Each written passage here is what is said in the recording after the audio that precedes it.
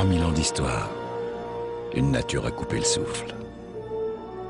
Des sommets enneigés de l'Atlas aux vastes plaines fécondes, des collines parsemées de villages berbères, aux paisibles étendues désertiques et aux côtes bouillonnantes d'activité. L'expression « terre de contraste », tant galvaudée, semble avoir été inventée pour le royaume chérifien. Des côtes de l'Atlantique aux plages de la Méditerranée, ce pays capable de préserver son patrimoine tout en s'adaptant aux exigences de la modernité, recèle une richesse insoupçonnée, celle des hommes.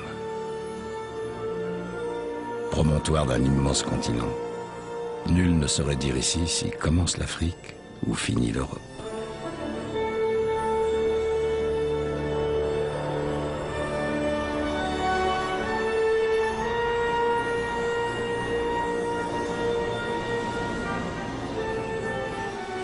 Au Moyen-Âge, on considérait que c'était la pointe occidentale du monde. On l'appelait l'extrême Occident, ce qui traduit en arabe lui a donné son nom, Maroc.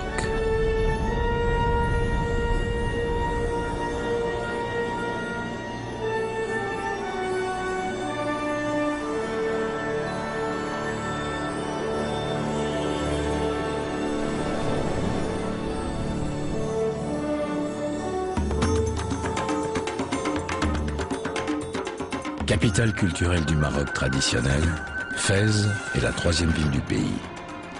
Sa mosquée, Karaouine, siège de l'université, demeure l'un des centres intellectuels majeurs du Maghreb depuis l'époque médiévale, qui voyait les savants du monde entier affluer vers ses prestigieuses écoles de médecine, de mathématiques ou d'astronomie.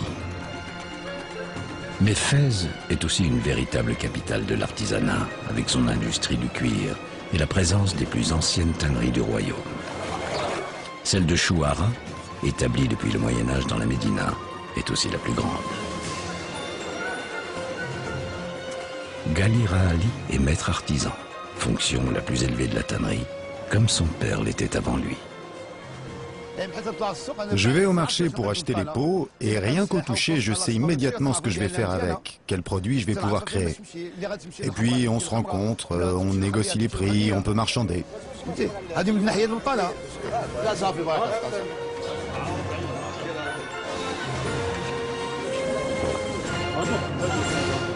Mon métier, je l'ai hérité de mes ancêtres. C'est un métier qu'on se transmet de père en fils.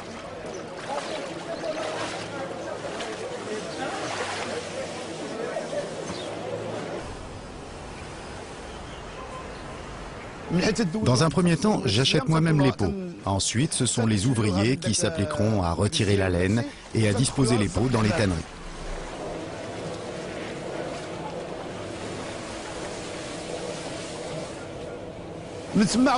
Après 3 jours de traitement, les peaux sont nettoyées avant d'être mises à sécher durant quelques temps.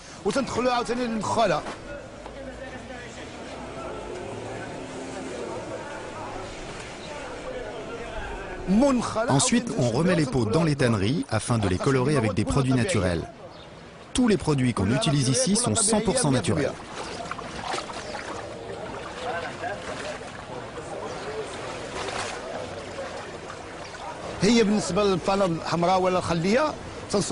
Nous utilisons un type de peau bien précis selon le produit de fabrication. Toutes les peaux ont une particularité. Par exemple, des produits comme les sacs ou même les chapeaux se feront avec de la peau de vache. Pour la confection de babouches ou de chaussures, la peau de chèvre sera plus appropriée. En fait, chaque produit possède sa peau.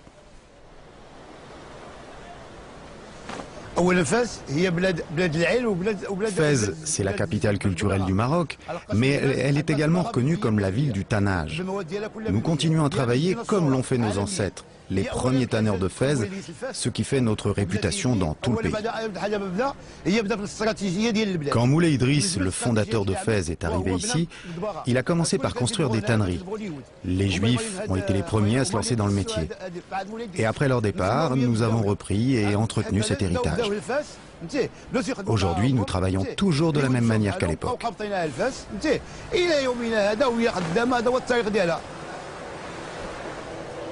Le tannage, c'est une tradition très ancienne à Fès, qui continuera d'exister encore très longtemps, si Dieu le veut.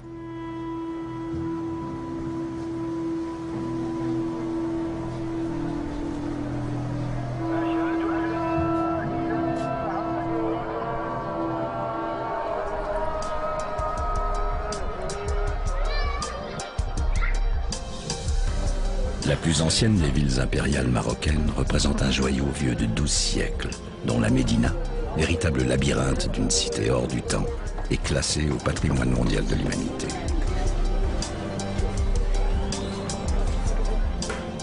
Cachés derrière des façades anonymes, on découvre des bijoux d'architecture traditionnelle, préservés, uniques, comme le palais El Mokri, l'un des plus impressionnants de Fès, resté clos pendant près d'un demi-siècle et qu'une prochaine rénovation va ressusciter.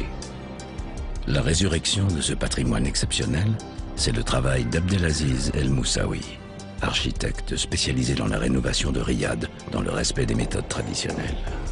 Pour ce genre de Riyad, je dirais pas que la loi est draconienne, mais il faut quand même signaler que les règles sont très strictes. Il y a énormément de vigilance de la part des autorités. Par exemple, il y a le ministère de la Culture, il y a l'agence de dédensification et de réhabilitation. C'est une agence qui veille au respect de l'urbanisme de l'ancienne ville, de la ville de Fès.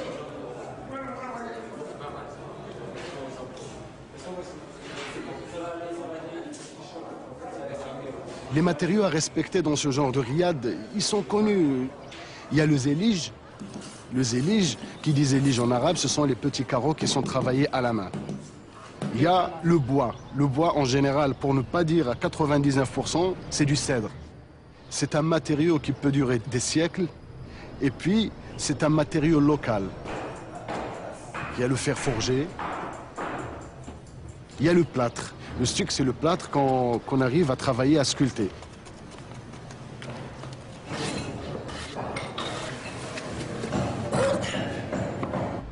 On a dû remplacer certaines pièces par d'autres pièces, mais similaires.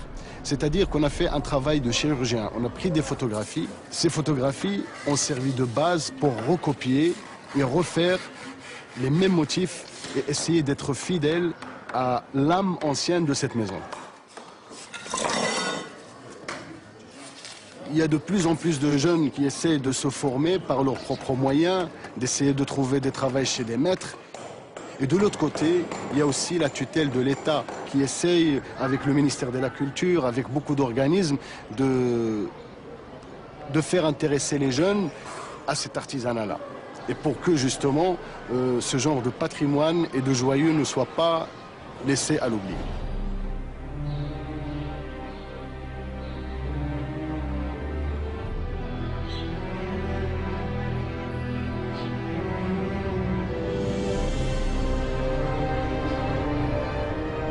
La ville de Fès a quand même une particularité par rapport aux autres villes marocaines. C'est vrai que c'est la première ville au Maroc, elle a 2 siècles d'histoire, c'est la capitale spirituelle, religieuse, cultuelle. Elle a la particularité d'adopter les gens, cette ville. Elle est très cosmopolite. Et vous sentez que tout le monde veut appartenir à cette ville et tout le monde veut mettre du sien pour la sauvegarder, pour lui rendre hommage en quelque sorte. Parce que cette ville, elle reçoit et elle donne.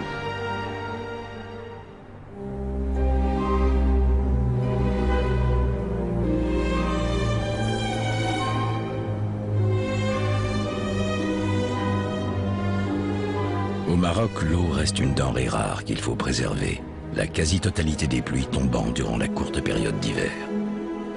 Afin de dompter cette nature capricieuse, l'immense barrage Idriss Ier, qui se dresse au nord-est de Fès, régule les apports de l'Oued tout au long de l'année et permet à lui seul d'irriguer 80 000 hectares.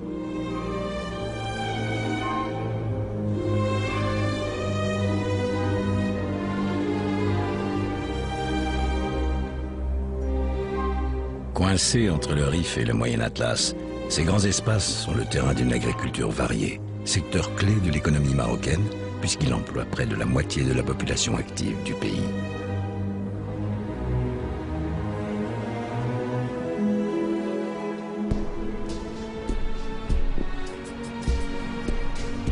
Ici, la mer rencontre l'océan. Aux portes de l'Europe, Tanger est depuis plusieurs siècles un carrefour de civilisation. Mais de la ville sulfureuse du début du XXe siècle, qui inspira Henri Matisse, Tennessee Williams ou Ernest Hemingway, il reste le charme de décors préservés et de légendes qui continuent à se raconter. C'est aujourd'hui devenu une vaste métropole touristique et commerciale.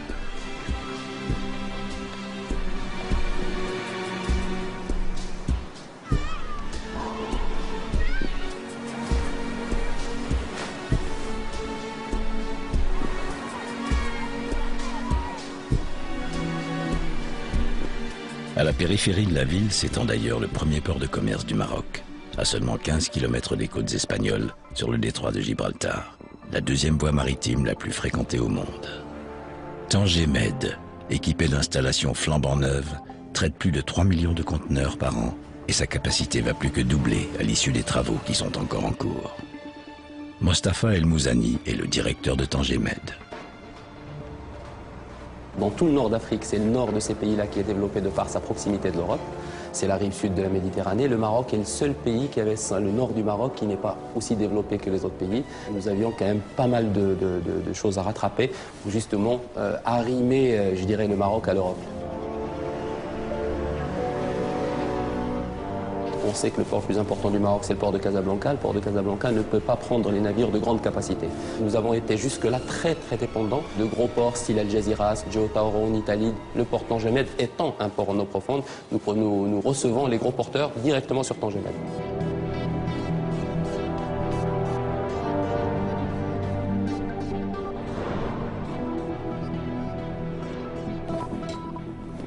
Nous sommes dans le détroit de Gibraltar, c'est 100 000 navires qui croisent nord, sud, est, ouest. C'est la bonne position et nous sommes heureux de l'avoir choisi.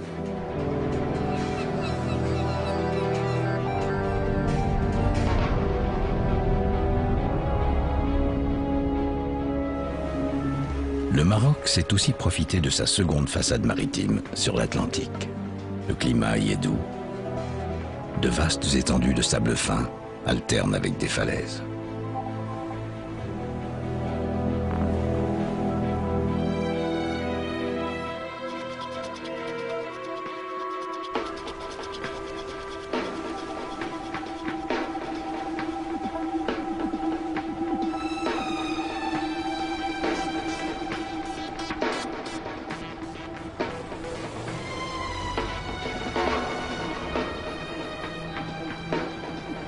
Rabat, deuxième ville du Maroc en densité, est la capitale politique du royaume depuis 1912.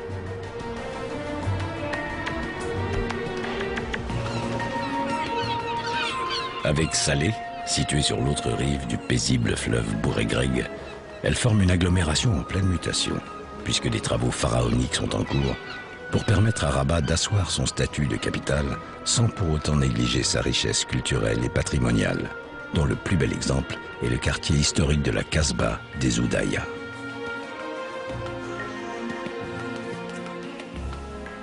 À la fois architecte et historien, Mohamed Essemar travaille à la mutation de la cité tout en assurant la préservation de ses trésors architecturaux.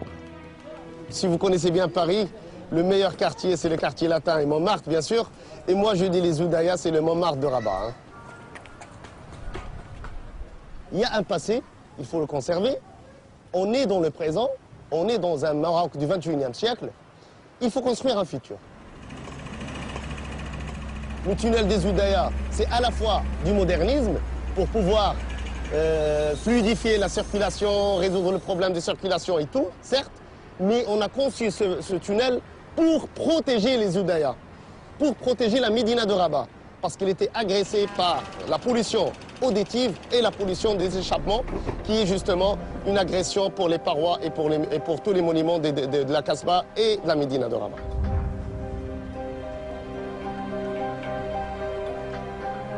La vallée de Bouregreg et le futur projet, Inch'Allah, va représenter une colonne vertébrale de l'agglomération de Rabat Salé.